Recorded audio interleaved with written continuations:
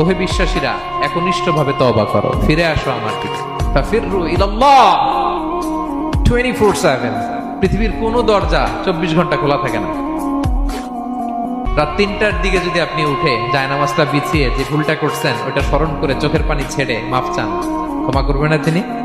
হ্যাঁ, ক্ষমা দেওয়ার জন্য তিনি বসে আছেন। এজন্য ভুল হইলে আমরা পড়বো আস্তাগফিরুল্লাহ।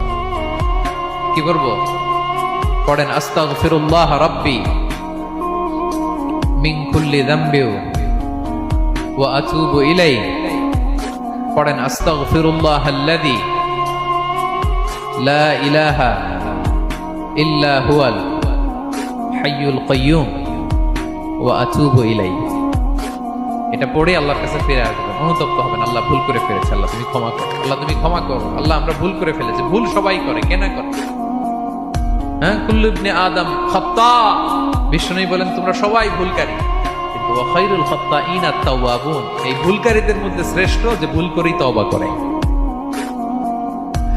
তওবা করতে রাজি আছেন তো? সবাই রাজি আছেন?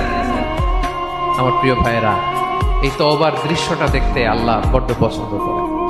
বান্দা যখন ভুল বুঝতে পারে, মাথাটা নিচু করে চোখের পানি ছেড়ে বান্দা যখন কাঁদতে শুরু করে, এই দৃশ্যটা দেখলে আল্লাহ সহ্য করতে পারে না। আল্লাহর রহমতের দরিয়ায় জোশ খেলে যায়।